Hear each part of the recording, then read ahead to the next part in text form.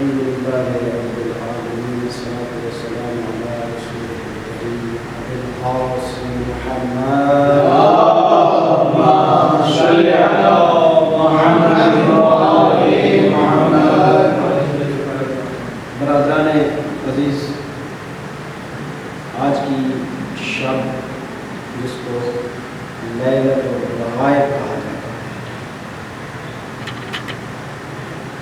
لیلۃ الرغائب یقیناً کچھ راتیں ایسی ہیں کہ جو ایک سال کے بعد آتی ہیں اور جس سے انسان کو رغبت ہو، پیار ہو، محبت ہو، اور جب وہ کہیں کافی دنوں کے بعد یا کافی مہینوں کے بعد، ایک سال کے بعد اس کا آنا ہو تو پھر اس کا استقبال بھی ایسے کیا جاتا ہے. اگر آپ کا کوئی اپنا پاکستان سے باہر جاتا ہے اور جب وہ ایک سال یا 2 سال کی مدت کے بعد واپس آ رہا ہوتا ہے تو گھر والوں کو کتنی خوشی ہوتی ہے، باپ کو کتنی خوشی ہوتی ہے کہ اس کا بیٹا واپس آ رہا ہے، بیوی کو خوشی ہوتی ہے اس کا شوہر آ رہا ہے، بھائیوں کو خوشی ہوتی ہے کہ اس کے بھائی باہر سے آ رہا ہے. اور پھر جب اس کی اطلاع آتی ہے تو آپ پوچھتے ہیں کہ کتنے بجے آپ کراچی ایئرپورٹ پہ پہنچیں گے، اور پھر اس کے بعد کیا کرتے ہیں، آپ اس کو ریسیو کرنے کے لیے، اس کا استقبال کرنے کے لیے آپ ایئرپورٹ پہ جاتے ہیں، کیونکہ وہ ایک سال کے بعد آ رہا ہے، کیونکہ آپ کو اس سے پیار ہے، محبت ہے.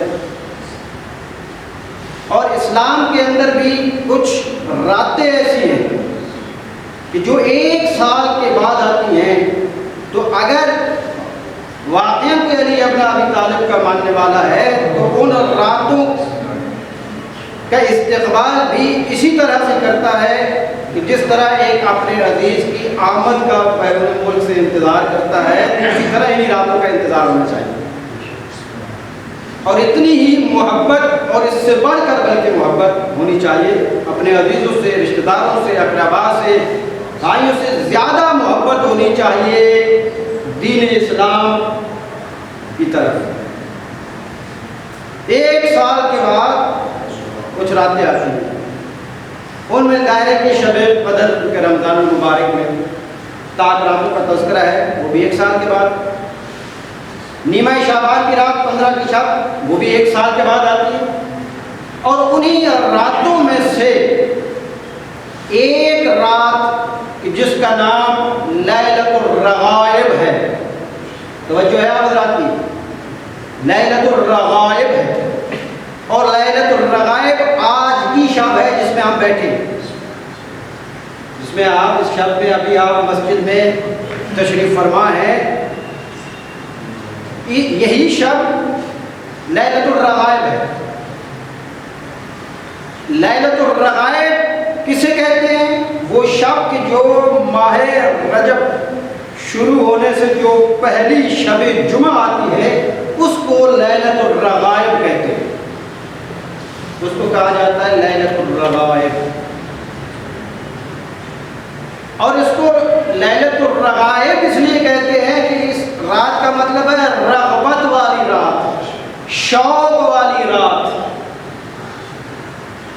اور اس رات میں کچھ عبادتوں کا تذکرہ ہوا ہے.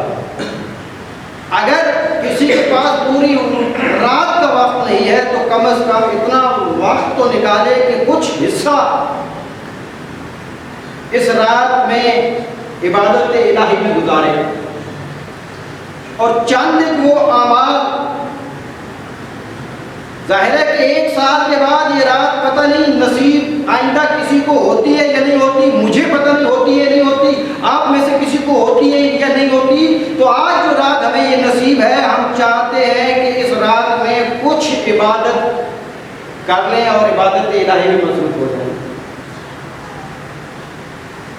اس لیے قرآن یہ تشکیل دیا گیا ہے، میں نے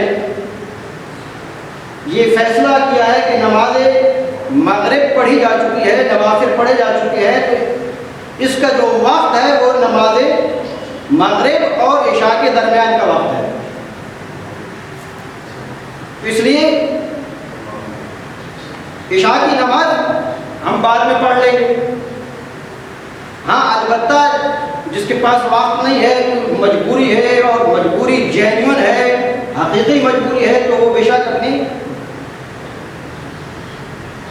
اس سے جا سکتا ہے، اسے کوئی رکاوٹ نہیں ہے۔ دور پڑھتے محمد وآل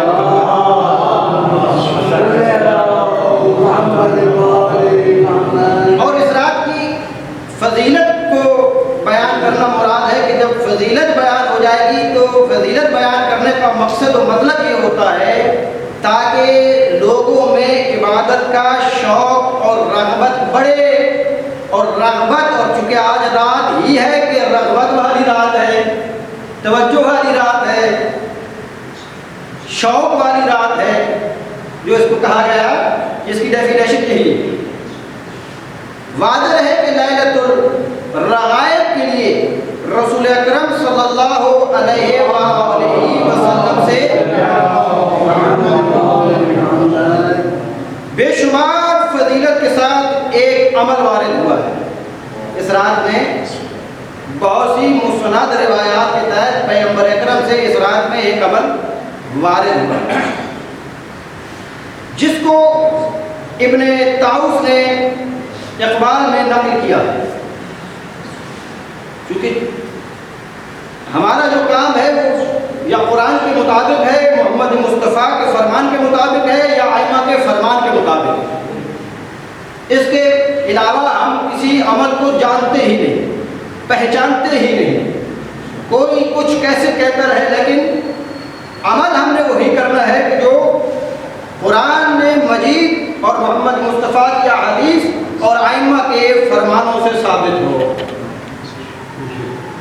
تو اس رات کے متعلق بھی بہت سی فضیلتیں پیغمبر اکرم نے بیان فرمائی ہیں، اور شیخ طوسی نے اپنے اسناد سے نبی اکرم صلی اللہ علیہ وآلہ وسلم سے روایت کی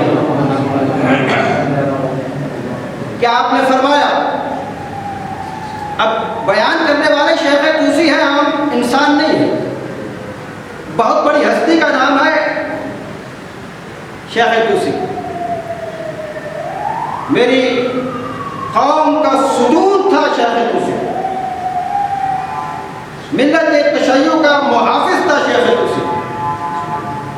شیخ طوسی نے اپنے اسناد سے نبی اکرم صلی اللہ علیہ وسلم سے ایک روایت کو نقل کیا ہے۔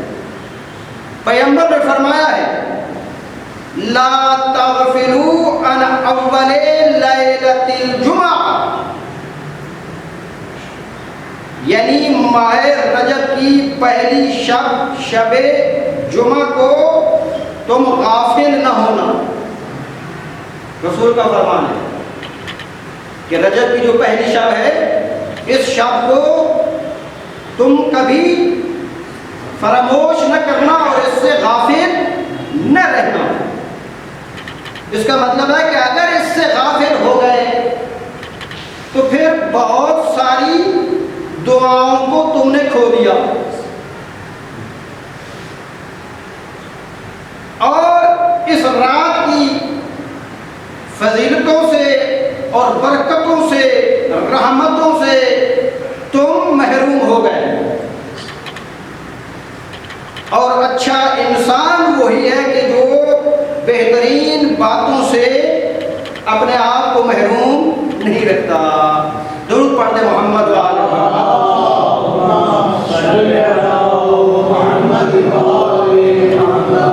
یہ وہ رات ہے جس کو ملائکہ لیلۃ الرغائب یعنی رغبت اور شوق والی رات کہتے ہیں۔ ملائکہ کے نزدیک یہ رغبت والی رات، ملائکہ کے نزدیک یہ شوق والی رات، اور ملائکہ کیا ہے؟ معصوم عن الخطا ہے۔ اور پھر جب وہ ملائکہ دیکھتے ہیں کہ اب ملائکہ کے نزدیک یہ شوق والی رات ہے، تو یقیناً وہاں ملائکہ نازل ہوتے ہیں کہ جہاں اس رات کو عبادت ہو رہی ہوتی ہے۔ اور پھر جب وہ نازل ہوتے ہیں، دیکھتے ہیں کہ بندہ پاک نیت ہو کر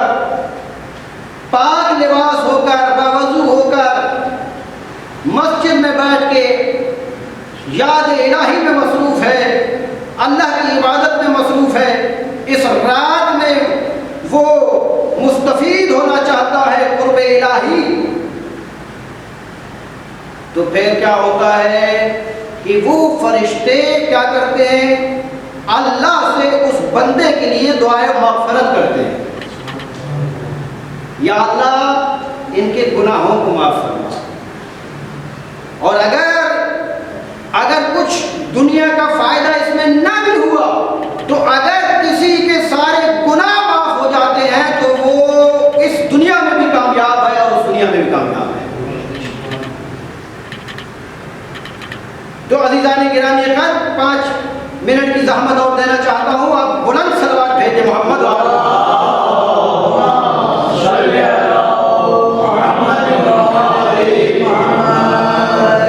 اس رات کی فضیلت میں سے یہ بھی ہے کہ اس کی وجہ سے بے شمار گناہ بخشے جائیں گے، اور جو شخص اس شب کی مخصوص نماز پڑھے گا اس کی قبر کی پہلی رات آئے گی۔ جو آج کی شب جو نماز ابھی میں بتاؤں گا وہ پڑھے گا تو قبر کی جو پہلی رات ہوگی نا وہ کیا ہوگی اس کے لیے، انشاءاللہ آپ کا ایمان تازہ ہو جائے گا سن کر، اور آپ کے اندر خوشی کی لہر دوڑے گی، کیونکہ ہر انسان نے مرنا ہے، کسی نے جیون پٹی نہیں لکھائی۔ کل نفس ذائقۃ الموت، ہر کسی کو موت کا ذائقہ چکھنا ہے، بس فرق اتنا ہے کہ کسی نے اس موت کے ذائقے کو میٹھا محسوس کرنا ہے اور کسی نے انتہائی کڑوا محسوس کرنا ہے۔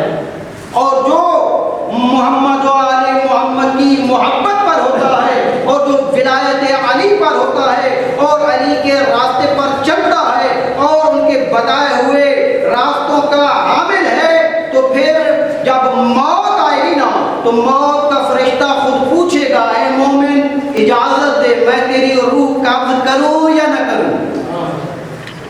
پوچھے گا، اصلی حقیقی شیعہ سے پوچھے گا کہ یہ کیا بات ہوئی؟ پوچھے گا اگر کوئی مومن نہ کر دے کہ نہیں جانا پھر؟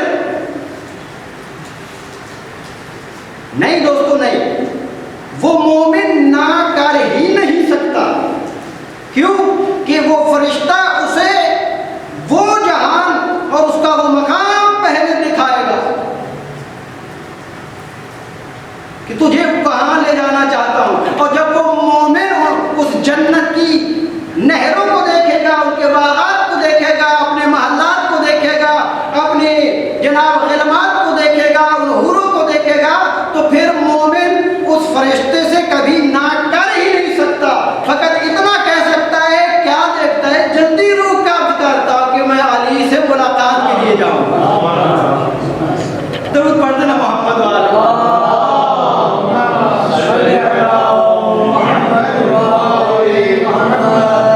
مخصوص نماز پڑھنے کا حکم ہے، اور پہلی رات جب قبر کی ہوگی تو خدا پھر جو ابھی آپ نماز پڑھیں گے اس نماز کو قبر میں بھیج دے گا۔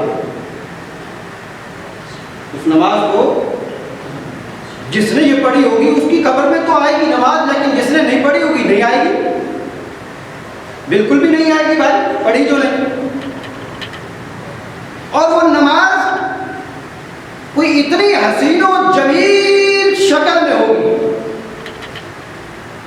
وہ عبد خدا دیکھے گا کہ تم کون ہو، اس سے حسین چہرہ میں نے کبھی پہلے نہیں دیکھا تھا۔ اتنی حسین بن کر آئی قبر کی پہلی رات کہ وہ خود کہے گا اس سے کہ تم کون ہو، میں نے اس سے پہلے کبھی ایسا حسین چہرہ نہیں دیکھا۔ اب جب وہ کہے گی کہ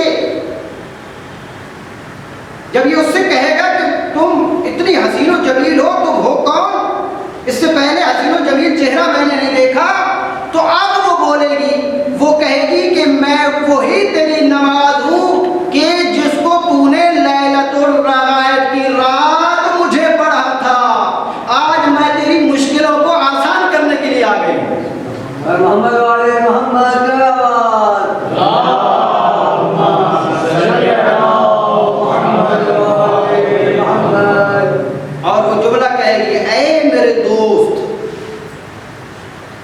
میرے دوست، وہ نماز اس سے کہے گی، اس قبر والے سے، اے میرے دوست۔ آج کل تو دنیا میں کوئی بھی دعا سلام والا ملتا ہے تو یہ میرا دوست ہے، لیکن دوستی کی حقیقت امام جعفر صادق سے پوچھیں گے، میں نے ویڈیو ڈالی ہے یوٹیوب پہ، تو پتہ چل جائے گا کہ دوست کسے کہتے ہیں، دوست ہوتا کون ہے، حقیقی دوست کون ہے۔ آج کل تو ہر بندہ جو ہے وہ دوست بنائے ہوئے ہے، اور دوستی کا معنی و مفہوم معلوم ہی نہیں ہے کسی کو، بس ایک لفظ ہے اور وہ چل رہا ہے اور چلا رہے ہیں لوگ، لیکن دوستی کے حقیقی معنی کی طرف غور کریں کہ وہ نماز جس کو آپ پڑھیں گے وہ اب اس بندے سے مخاطب ہے اور کہہ رہی اے میرے دوست۔ کیوں کہے گی؟ کیونکہ اس لیے کہے گی کہ تو نے مجھے دوست رکھا تھا، پڑھا تھا، مجھ سے محبت کی تھی، آج میں آئی ہوں کیونکہ میں نے تجھ سے دوستی کر لی ہے، اور یہی جملہ کہے گی اے میرے دوست تجھ کو بشارت ہو۔ یہ نماز کے جملے ہوں گے، اسی نماز کے لذت الرغائب کی جو نماز ہے، طریقہ بھی بتاؤں گا، جو پڑھنا چاہے شوق سے پڑھے، رغبت سے پڑھے، کوئی کسی پہ زبردستی نہیں ہے۔ اے میرے دوست میں تم کو بشارت دے رہی ہوں۔ بشارت کا مطلب کیا ہوتا ہے؟ خوشی کی خبر دینا، مسرت کی خبر دینا۔ بشارت دے رہی کہ تو نجات پا گیا۔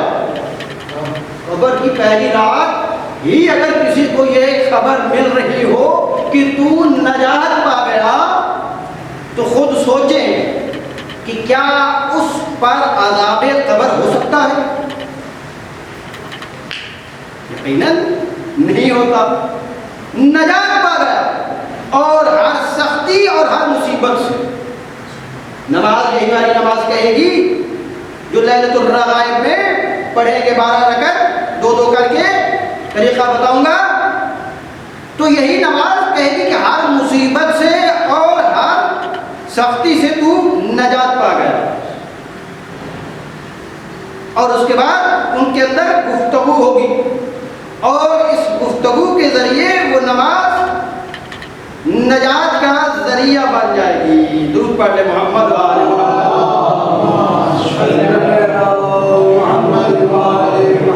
اچھا، چونکہ موت آتی ہے تو پھر موت کے بعد بہت ساری چیزیں یاد نہیں بھی رہتی کہ میں نے دنیا میں کون سے عمل کیے تھے، کون سے نہیں کیے تھے۔ موت آتی، موت کے بعد یاد نہیں رہتا کہ میں نے کون سا عمل کیا تھا، کون سا نہیں کیا تھا۔ اچھا، چونکہ اگر یاد ہوتا تو پھر اس نماز کے سوال کرنے پہ یہ نہ کہتا کہ تو کون ہے، اسے پتہ ہوتا کہ نماز چہرہ بدل کے آئی ہے، شاید یہ وہی عمل ہے میرا یا کوئی عمل ہے، لیکن اس کا مطلب ہے اسے یاد نہیں ہے۔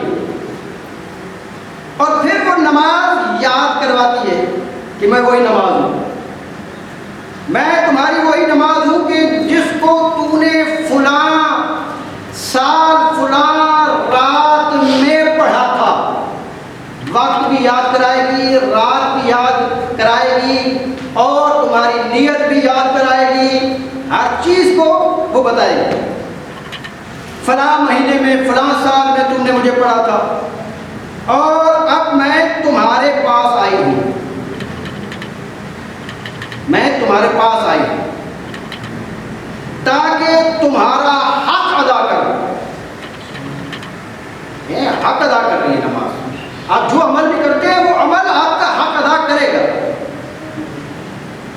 جو بھی نیک عمل کریں گے وہ بھی حق ادا کرے گا، اور جو بد عمل کریں گے وہ بھی اپنا اثر دکھائے گا۔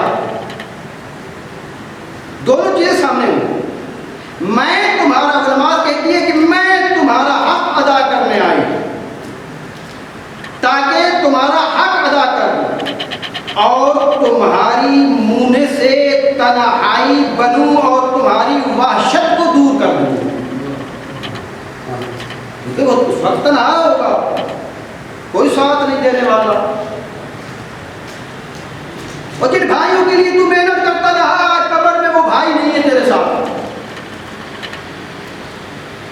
جن کو تو دنیا کے میں خوش کرنے کے لیے بہت کچھ کرتا رہا، آج قبر میں وہ تیرے ساتھ نہیں ہے. لیکن یہ نماز تیری اس تنہائی کو مونس و مددگار بن کر آئی ہے تاکہ تجھے مصیبتوں سے نجات دلا سکے.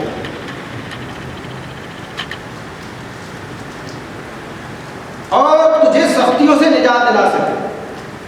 اور پھر وہ نماز کہے گی کہ میں تم پر جب قیامت برپا ہوگی، وہ نماز کہتی ہے ابھی تو مرا ہے اور میں نے تجھے خوشخبری دے دی ہے، لیکن جب قیامت ہوگی تو قیامت کے دن ہوگا کیا؟ میں ہی وہ نماز ہوگی کہ جو تیرے سر پہ سایہ کروں گی، تجھے قیامت کی گرمی محسوس نہیں ہوگی. یہی وہ نماز ہے جو لیلۃ الرغائب یعنی آج کی رات آپ پڑھیں.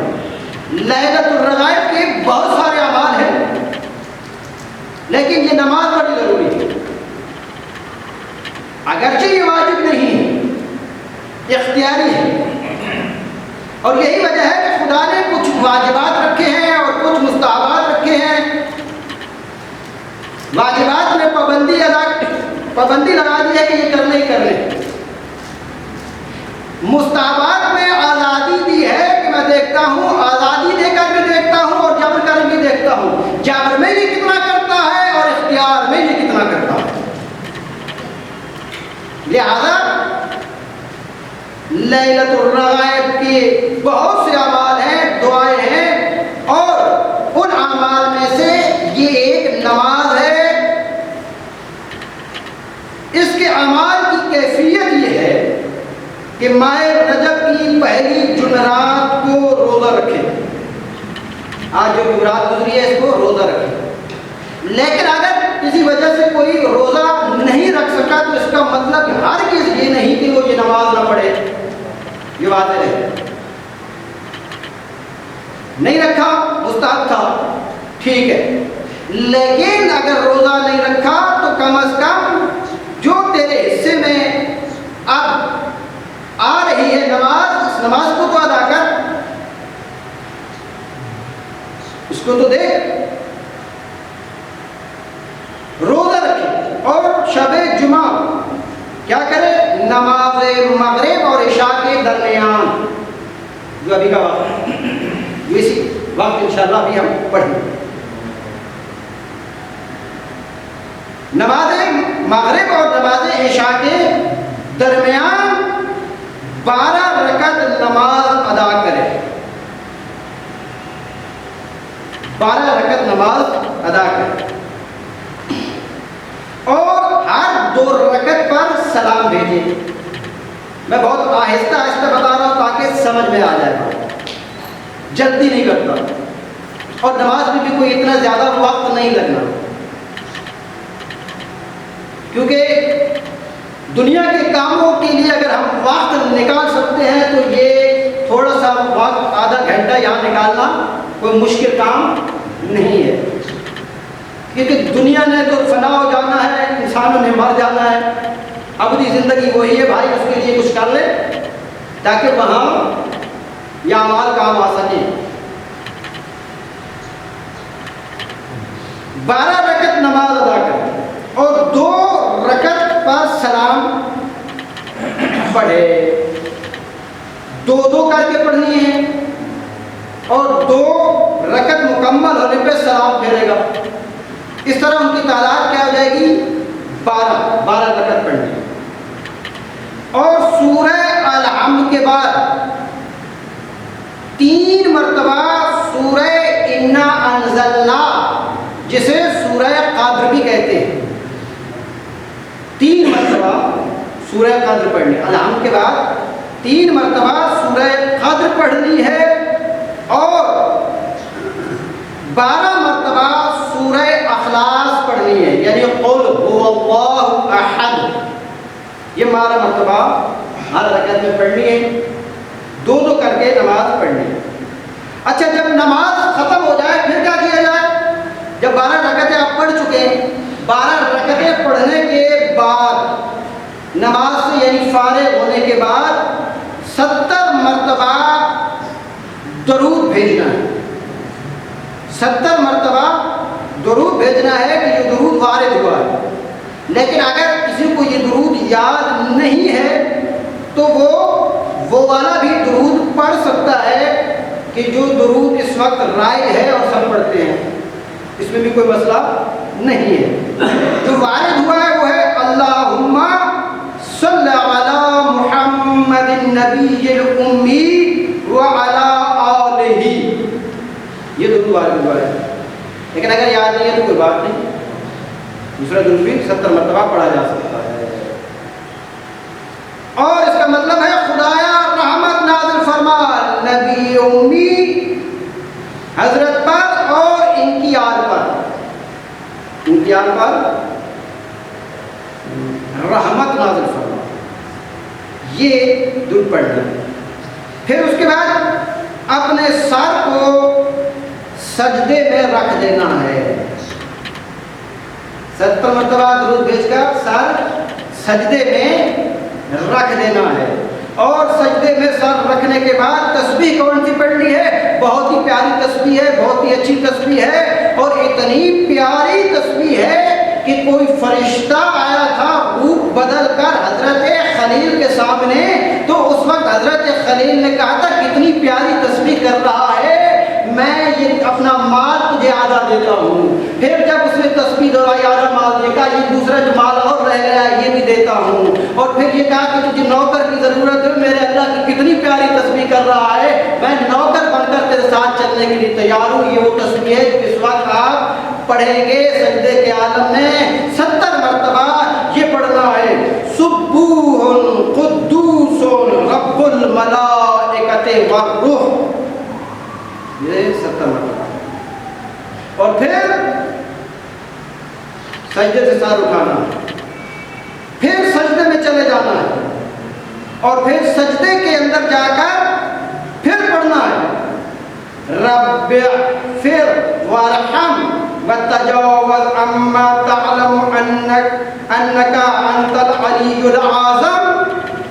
یہ جملے 70 مرتبہ کہنے ہیں. اس کے بعد پھر سجدے میں پھر سر رکھنا ہے تیسری اور آخری مرتبہ. تیسری اور آخری مرتبہ پھر آپ سجدے میں سر رکھیں گے, اور پھر وہی تسبیح جو پہلے پڑھی تھی, پہلے سجدے میں جو گئے تھے, کون سی وہی سبوح قدوس رب الملائکۃ والروح, 70 مرتبہ یہ ساری. اس طرح سے یہ آپ کی نماز مکمل ہوئی اور سجدے بھی مکمل ہوئے. ادھر نماز مکمل ہوئی, ادھر سجدے مکمل ہوئے. ادھر آپ نے خلوص نیت سے ہاتھ اٹھایا اللہ کی بارگاہ میں, جو دعا مانگی خدا نے اس دعا کو فوراً قبول کر لیا. قبول ہو گئی دعا. بات بندے سمجھتے نہیں قبول نہیں ہوئی تھی, نہیں بھائی, دعا قبول ہو گئی ہے. آپ اس بات کو سمجھے نہیں ہیں, آپ سمجھتے ہیں کہ یہ دعا قبول نہیں. اللہ فرماتا ہے اس دعا کو میں نے لوح محفوظ پہ محفوظ کر لیا ہے کہ جو تم سمجھ رہے ہو کہ قبول نہیں ہوئی, اور اس کا اجر مرنے کے بعد ہم تمہیں عطا کر دیں گے. والسلام علیکم ورحمۃ اللہ وبرکاتہ. تو آئیے نماز شروع کر.